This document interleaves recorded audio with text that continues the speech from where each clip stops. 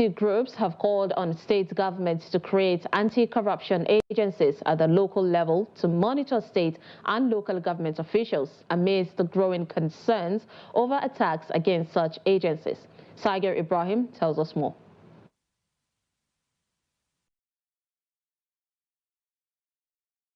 The cohort, which includes notable transparency and accountability-focused civil society groups, are deeply concerned about the spate of malicious attacks targeted at anti-graft institutions for enforcing the rule of law.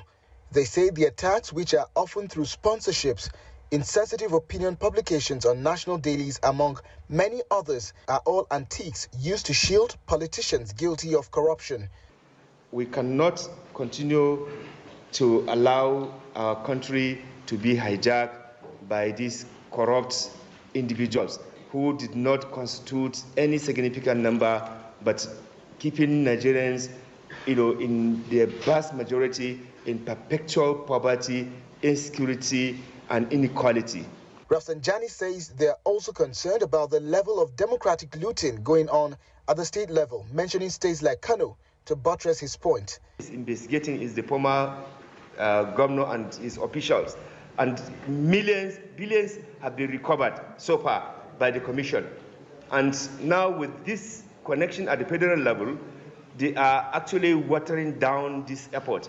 And it is at a time when we are encouraging more states to set up anti-corruption institutions, because the looting at the state is so enormous that we need similar institutions like EFCC, ICPC at the state level to minimize the kind of democratic looting that is going on at the state and local government in Nigeria. They also proffered some recommendations which they feel would strengthen transparency and accountability mechanisms in government institutions. We urge the ruling All Progressives Congress Party and other political parties to take decisive action in purging its ranks by denouncing and breaking support with their members who are currently being investigated by anti-corruption agencies. Growing concerns over the declining levels of autonomy and integrity of the judiciary must be addressed. The National Judicial Council must diligently monitor its members and promptly remove any corrupt judicial officer found to be compromising the judicial system. To truly establish a flourishing democracy, transparency and accountability must be strictly adhered to in governance. This requires holding politicians accountable for their actions and inaction. What we do when we attack these institutions, especially when they act to advance public interest, we're undermining democracy and the rule of law. And that should not be tolerated. Corruption has reached in our country where it's making it virtually impossible for government to do its work.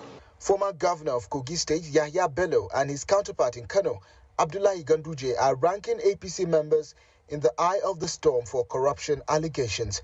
The experts also made a passionate appeal to the youth in the country to denounce corruption by shunning criminal activities. This, they say, will help repair the dent on Nigeria's image on the global stage. Sagar Ibrahim, Trust TV News, Abuja.